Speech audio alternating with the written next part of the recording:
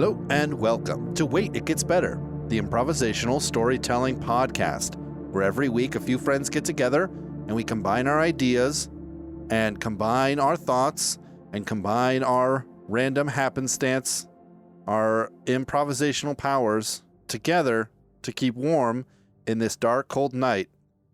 I am, of course, Levi. I'm Reed. And I'm Seth. And we are here to tell you a story. We're continuing on from the Wizards of Binding. I think that's what we called the last episode. Let me check real fast. Let's see. Wizards of Binding is what we called the last episode. So this is episode 2 of that. Does anyone want to give a slight recap, or should I? I think you should. You just read the little things. Okay, so the last story elements were... Goodness, it was right in front of me. Last story elements were Quartet members, hero sidekick, and magic system. Seth had magic system, and it was contracts, binding. People, basically there were these wizards, kind of like wizards. I almost view them like priests now that I'm thinking about it more, who basically look over contracts and can sort of tie people's will together. You can do it to animals. So like if you get a puppy, you can have like it bound to you so that it like recognizes you intuitively. And it will always be whatever. It will always be sort of connected to you in some way. That doesn't mean it's your slave necessarily, but it will always be connected to you. Makes it easier to train, stuff like that. If something has more will, it makes it more difficult to bind, all the way up to a human, which is the most difficult to bind and really can't be done unwillingly. We kind of went back and forth as to whether or not they were actually binding people or if they were just kind of looking into how fate was working and connecting people together. And I'd like to say it's probably a little bit of both, I think is what we landed on. The hero's sidekick, what was his name again, Reed? Sirius. Sirius, he's like an avian. He's like a bird guy. He's like Bird Person from Rick and Morty, which is who I thought of immediately when Reed said that. And he's come from a different planet. He's an alien, and he communicates telepathically, and he's just really curious about, I'm guessing these people are human realities, the kind of weird magic that the humans kind of use to communicate with each other. The strange rituals that humans have. Eventually, he'll find the hero, and the hero will take him under his wing, so to speak. And then we have the Quartet members, whose names were... What were they, Reed? You write everything down, so I always rely on you. Charles, and Arcist. Catherine, Charles, and Arcist. 3 people who were part of a circus, who all have like various skills, strongman, sort of chemist, kind of smoke and mirrors magician, contortionist / acrobat, and fate always seems to bring them together. And I think the reality is that hundreds of years ago or something like that, their ancestors were kind of sworn together. And this is like Ka or destiny finally using the descendants. So it's not like they're always together with each other, but if Catherine is at a town doing a juggling routine and somebody wants to kidnap her and sell her into slavery, then it's almost like guaranteed that Arcist will kind of come walking in the door, not knowing that she's there, but there all of a sudden. Not like he was randomly teleported there either. It's just like they're always kind of there for each other. And at some point in time in our story, they will meet and either help or hinder the hero. Does that kind of set it up just fine? I think it's good, yeah. Yeah, we did a little bit of world building, but a lot of it was some philosophical talk on different cultures, how they kind of view connections and things like that, and which I thought was good, but not necessarily storytelling. So what do you guys have? I have author. Oh, I have perfect. unique weapon. Oh, perfect. I have Wise Old Man. So Reed definitely should go first so that we know who in the world is writing this book. Okay. It's George Claptrap. Perfect. George Claptrap is a humorist. He writes for different periodicals, newspapers. His specialty is writing when he's writing a fiction, when he's writing a story, his specialty is writing characters that tend to push their character flaws to the absurd and become ridiculous. Perfect. And he especially likes to throw in editorials and poke fun at politicians or celebrities of any kind that are caught in some kind of picadillo, and he sort of enters our story as an observer and tries to goad the players into behavior he can mock and make fun of. So he is kind of reporting on what's taking place here.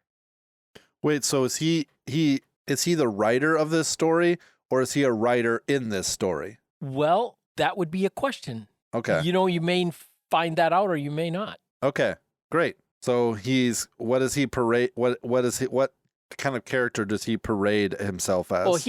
Well, he just is himself. He's this guy that comments on things and an observer. Okay, so kind of like the narrator. Right. Catherine thought she would be able to make it out in time before the building blew up, but Catherine was never very good at counting. Yes. Okay. Interesting. Seth, you want to go next, or should I go next? Do you have any ideas? I'll go next. It's pretty. Mine is pretty quick. So the unique weapon is a drinking horn that is fabled that if you drink from it the night before a battle, you won't fall. No one is exactly sure if that's exactly true. Right. But no one has, let's say, seen it fail. So It could be a lot of superstition, but that's the superstition around it. Is if you drink a horn of mead from it before a battle, you won't fall. So it's not like a weapon directly that someone's beating someone with it, but it's more of like an empowerment item. Yeah. So like when that axe splinters and the head goes flying, and it's just could be an inch one way or the other, it will miss him. Yeah. Or you die, but you don't get knocked off your horse. So you don't technically fall. You're just kind of slumped in the saddle with a bunch of arrows in you. Did you ever see the movie El Cid with Charlton Heston? No. Yeah, I did. Yeah.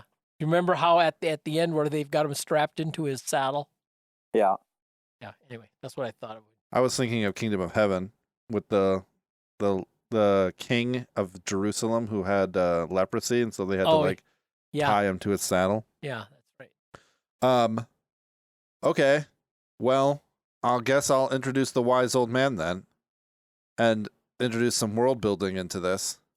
So the wise old man, no one remembers his name. It's been too long. Some say he always performed the duty that he performs. Some say that he was placed there by the gods, but now he is known as Titan. There are several parts of Titan that people reference. Far to the north, the great white capped mountains, there is a great white capped mountain that they call the Skull of Titan. Deep underground, sort of in the oceans, there are these white giant pieces. They look like stone. Those are called the bones or the fingers of Titan.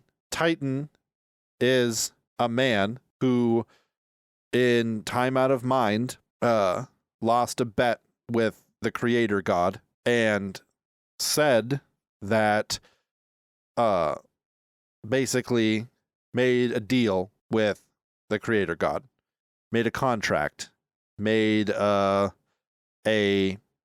sort of like what the wizards kind of oversee. Basically, it's the precursor, it's the beginning of that power.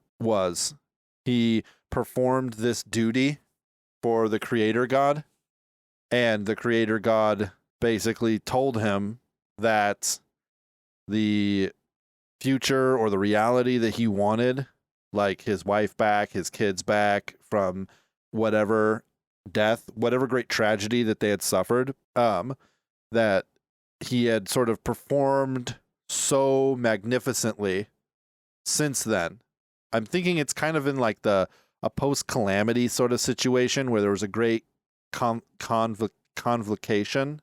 I don't know if that's the right word, of gods fighting on earth and in heaven, that, and by heaven I just mean space, and he had sort of come out in his dedication for this creator god and really kind of risen to a place of prominence and power.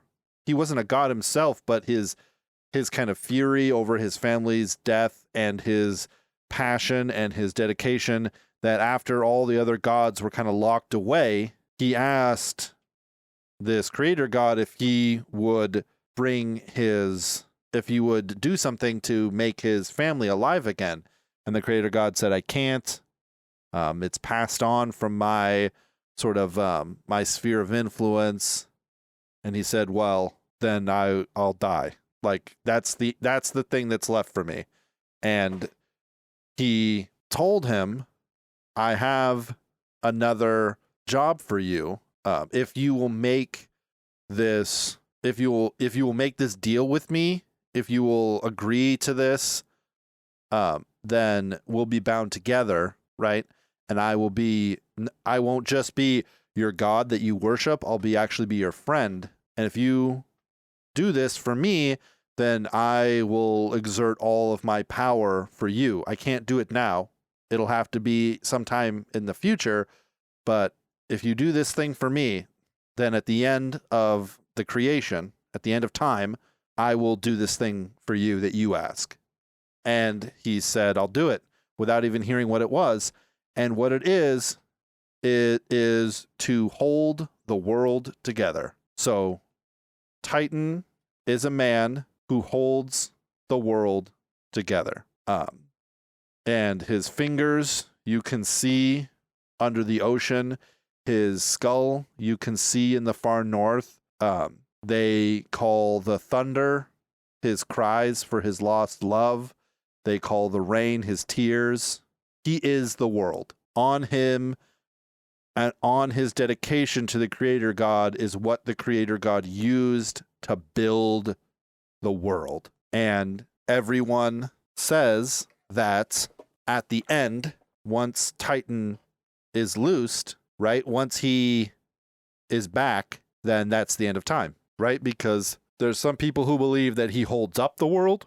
There's some people who believe that he is the world. There's some people believe that his body was sort of laid down and it was turned into the world. But the reality is that it's basically on the man who was Titan, his dedication to the creator god, that humanity was created and that this contract-based magic system was enabled in any way because of the sort of great dedication that was laid down. And now he's awake. Wow. And he can kind of come to certain places and look around, and there is an old man that keeps appearing in highways and byways, in inns and under hedges, and it said that he's looking for something and someone. And it's just this is it. This is the end of time. This is the end. It's the end of days. Cool. And so he'll come out at some point, but as soon as he sort of comes out and manifest, then the whole earth is just going to go into turmoil and break down, and that's it. That's the end of time. That is the wise old man. I thought of the wheel of time, the spine of the world. Yeah. With his back being the wetlands with the forests and the prairies and that's his raiment, and his face is the sunburned Aiel waste and spine of the world. Anyway. Yeah. I was thinking about that. I was thinking about in Chronicles of Narnia, where not in the Silver Chair, when they go down and they or the dragons that are asleep underground, waiting for the time when it's time to come up And then in last battle, they come up and they consume all of the trees and all of the plant life on the entire world in a matter of minutes. It's that kind of Ragnarok level. And for him, it's been like a great strain. And he has been, it's not really conscious of the whole thing, but it's, humans striving is the sort of desperation that he himself felt, It's kind of like from him are all things, It's the creator God saw how much Titan felt and how much he felt as in like the strength of his emotions and used that as the canvas for everything else. So, who's the bad guy? Well, the bad guy is a really bad guy, and he's terribly wicked. Yeah, he's bad. He's wrong, and he's bad, and he should feel bad. Just like Ralph says, just because you're a bad guy doesn't mean you're a bad guy. Thanks a lot, Satan. That's who says that in Wreck-It Ralph. So who's the hero? I was kind of thinking that the hero would be a bit like a disillusioned wizard. Like, I keep calling them wizards, but I really feel like they're closer to priests. Yeah. He could be like a disillusioned one who doesn't really, the priests talk about how they serve the will of Titan, about how they're there to see the lines and to understand the realities, and maybe, as most things that are giant and corporate, tend to get kind of slogged down with the BS of bureaucracy. Okay, I've got a slight idea here. Not to jump in, but to jump in while it's fresh in my mind. So something that, like, with you explaining Titan made me think of something, and I think it's a real thing. I haven't heard of it for a while, but I've heard of things like it recently. Years ago, when it would be my youngest sister was like 2, we're all sitting at the table, and like she looks up and she's like, "Are we all just someone's nightmare?" Oof. That's pretty deep. Okay, so Titan wants his wife and family back, right? Yeah. This world it's all on Titan. He binds it together. It is his will. However, the creator God, he can't just bring back, which makes him seem weird as if he's not, so powerful for this. However, what he does is he creates this world based on Titan's will. So the world itself is, as it would be, Titan's dream. It's his will. And that's why everything has to be bound. And that's why all these binders are binding certain things together and looking down and binding and bringing certain things to fate. And it brings up, so instead of being able to literally, let's say, give him back something that has already passed, it's created like a subworld for him to finally manifest in once the conditions are right for him to then find basically like the rebirth of the will of having his wife and family back in, like, once his, let's say, his will in this world had manifested, let's say, strong enough to basically reform that thing that he wanted. It's like purgatory. He's being given a chance to basically create it via the power of his own will. Right. And so it's like everything in the world is him. It's like an alliteration of something, different parts of his will as they, let's say, as time rolls on, and different parts of his will move things around to create this solid structure that then allows, let's say, his consciousness to recreate what he was searching for inside of this. Right. So what the creator God did for him was really create a space where he could mourn and come to terms with the fact of what was actually happening. Because there wasn't really ever a way to bring his wife and children back. The creator God creates. The creator God can't bring back. Right, but see, his wife and kid, they're in his head. What he imagined, they're there. The memory of them is there, right? Okay. And so this whole thing, it is his dream, and it's just taken this long for it to manifest everything that is pulling from his memory to create inside this dream, almost like a virtual reality. Right. So it's creating that for him. And eventually, as time ends, is when he either comes to terms that he can't really recreate the ideal idea of him being back with his wife and family. Right.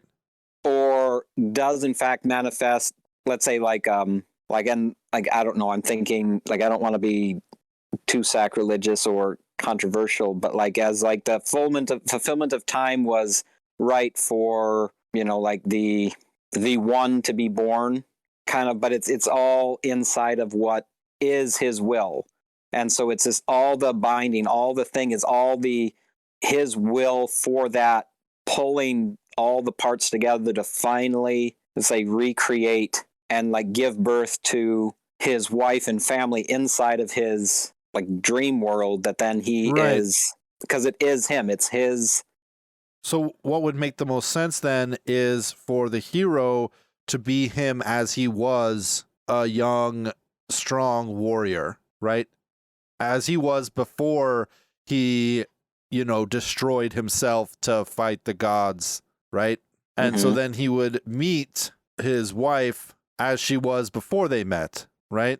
Basically playing through the entire story of the calamity, except he's just replaying it with the wise old man there, kind of still being confused and trying to understand it, because that seems like how it would make the most sense, is for the hero to actually be him after, he's finally got to the place that he can kind of imagine the whole thing out. And so then he imagines there he is himself as he was before, and he meets his wife, and he tries to make it work, right? But it doesn't, because after a certain amount of time, she goes away, right? He can't. Oh, Seth, have you read the end of Wheel of Time yet? No, I've got about 15 hours left of it. Oh my gosh. There's so many interesting things at the end of that book that would help me explain this. In order to, he kind of arrives to a certain point. It's like if you have seen into a house and you've seen the living room, the dining room, but you've never seen the bedroom, and you go to sleep and you dream about it. You can dream about the living room. You can dream about the dining room. But as soon as you go to open the bedroom, typically the dream changes because you don't actually know what's over there. So he meets this girl and it's amazing. And he's, fighting the right and fighting the demon hordes and, whatever. And they have a kid and it's amazing. And then it reaches a certain place where all of a sudden the whole thing breaks down, because the reality is that after this point, there is no frame of reference for how she is, because she's gone. And that's a reality that he needs to accept. You know what I mean? And it would make sense. I'm just trying to meld, what it would be for, if he does this, then, because how does then the creator bring his, let's say, wife and kids back if he really couldn't do that anyways? Because the creator God wasn't there to actually bring his wife and kids back. The creator God is an intellect that is not human or is not simple or mortal. The creator God was there to basically reward him for his dedication by putting him through something that was intensely difficult, but could help him come to terms with it instead of just dying in blind rage. Maybe it's the sort of thing that's if you die while holding on to anger, then you go to the underworld. You can't join me up in Elysium with those who died at peace, because you died in turmoil and you're not ready to die in peace, So I'm going to basically tell you that you're going to be able to see your kid, you're going to be able to see your family at the end of this. But what I have to do is I have to create an entire scenario, an entire system so that you can basically come to terms with it. Yeah. And not, okay, so that would make sense. So die in anger. Right. So then that would bring up who the villain would be then, because it was part of all this too. So if this is ultimately the end of time coming about, the villain is trying to make whatever this is continue. Right. And is the villain a part of him that's still angry, or is the villain a different god that has, maybe one of the gods that they were in contention with that has found this place and is now lying to him about what he's going through in order to get him to sort of keep being stirred up? I think that would make it more interesting. I was just thinking, because I read Revelation a couple of weeks ago, and I was just thinking about how, cast in the lake of fire, and then 1,000 years, and then they come out, and then they have another chance to tempt the people of the earth. It could be something like that, where it's like the banishment that was done before this whole thing was put into motion. The banishment that was done was a temporary banishment, and part of the end of time is this sort of the gates or the chains coming off, and they kind of start coming back into the world in order to seek and destroy and cause mayhem and cause havoc and cause destitution and irritation and famine and gnashing of teeth and all that. I think it's kind of funny, you got the side play, you got the props, like this order of wizards or priests or whatever that have spun off of this notion of the binding and casting of wills together and whatnot. Right. And trying to keep this all together while he sorts it out. And this poor Claptrap, he starts off being real interested in making fun of these priests, because they're all about foldy-roll and holding up their own positions. Right. And as it dawns on him that his making fun of them was sort of brutal, because they are just the sideshow of the great theme that's going on. And here he was going to be a humorist, and he realizes it's not humorous at all. It's not at all what he had once thought. Right. And then you have Sirius come into it, who is from the outside, and his interest is he's just curious, and he's interested in this, and his reality is something different. And so he comes in and sides up with the wise old man in his young form, trying to hold forth, and he's fascinated by the whole, the old romantic notions of honor and courage and loyalty, these kinds of things. I was kind of thinking of with Sirius, how in It's a Wonderful Life, the angel that is down there to guide him along hasn't earned his wings yet. Yeah. He's just a new guy. I was thinking about that with Sirius. What if that is kind of what Sirius is? Yeah. He's just he is one of the young gods, or, when I say gods, I just mean the proctors of reality in this instance. Sirius is the brightest star in the sky. In the constellation. The court of heaven. Yeah. Yeah. So like in Job, when the sons of God all gathered, or the court of heaven. Right. Yeah. But maybe maybe he's forgotten that because he's in this place, so he really acts like that. And then once things start to break down, he kind of remembers, oh yeah, I'm supposed to be helping this guy along. That's why I'm here. And he takes a completely different look. And that's why he looks so different. That's why he came from a spaceship, because it's not something that they could understand. It's just totally and completely separate from them. But yet he's accepted amongst them because, of course, he has to be, So we still haven't decided if the villain is going to be an aspect of himself that wants to stay angry, or if it's going to be some sort of outside entity. Oh, I said outside entity. That's what I was going for. Would say would be more interesting. It's not just like maybe Sirius has come in. This is it's a whole created world, really. And so I think, although a lot of, let's say, almost like the AI idea, a lot of the normal, say, functioning people of the world are all figments of his own being.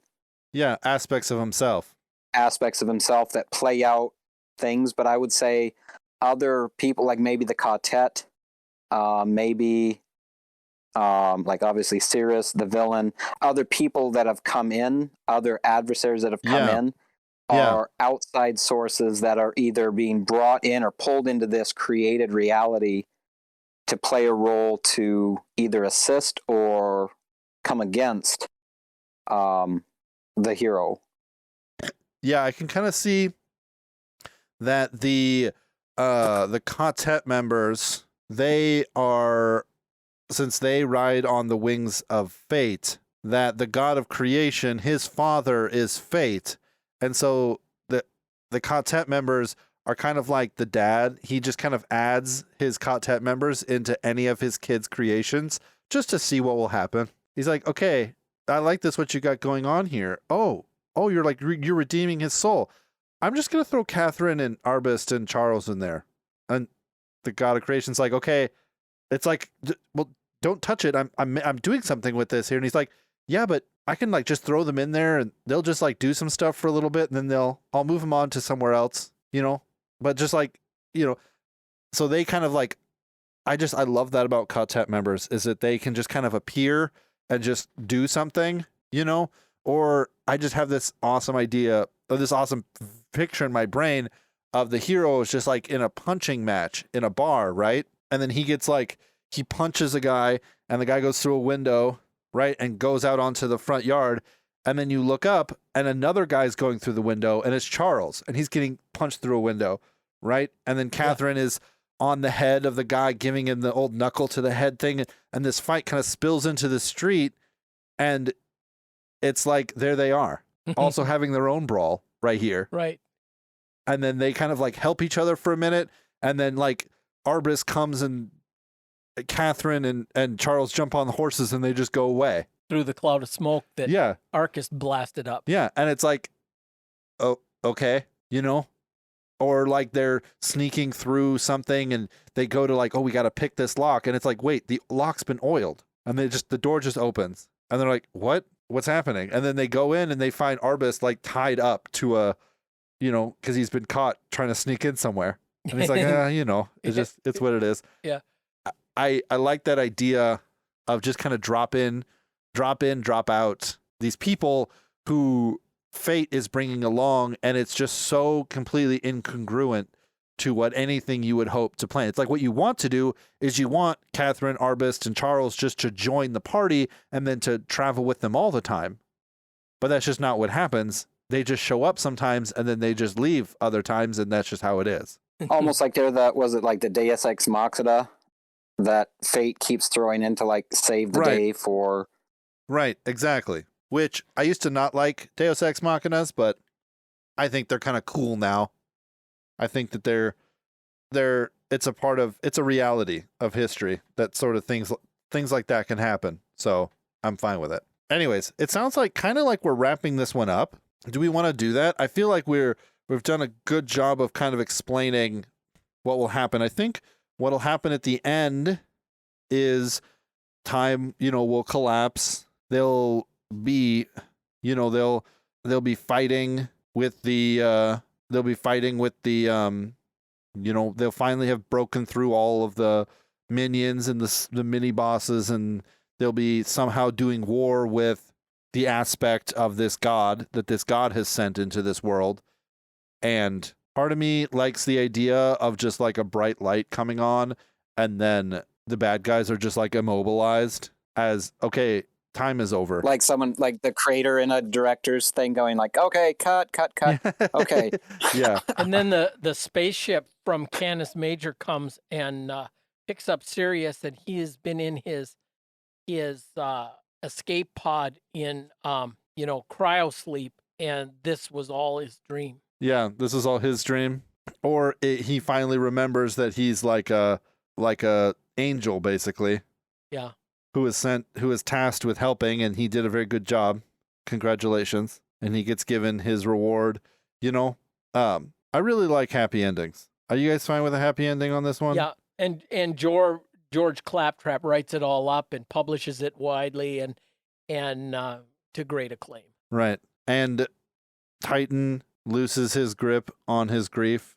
Loses his grip on his anger, embraces his grief, and is kind of welcomed in to the upper afterlife, the higher level afterlife, the I've dealt with my grief afterlife. It could even be a thing where Titan, I don't have a name for him besides Titan, asks the creator God, like, why would you go through like all of this for me? Like, I don't understand. Is it just because I followed you? Is that all that it takes? And the creator God, just kind of as if pulling aside a veil, just shows him vast galaxies and says, I don't know what you're talking about. I do this for everyone. That's my job. Like, he's like the Grim Reaper. He's like there for that whole thing. Like, that is his job, is creating these things and managing these things as people sort of address the issues and address the things in their lives. That's what he does for everyone. The end. Unless you have something else to say, Seth. Speak now and forever hold your mouth. That's about it. Okay. Ladies and gentlemen, thank you so much for joining us for this episode of Wait, It Gets Better. It definitely got better, I would say. Personally, I would say it got better. If you thought it got better, I'd like to know about it. Let me know at waititgetsbettercast at gmail.com or at me on Twitter at @getsbettercast.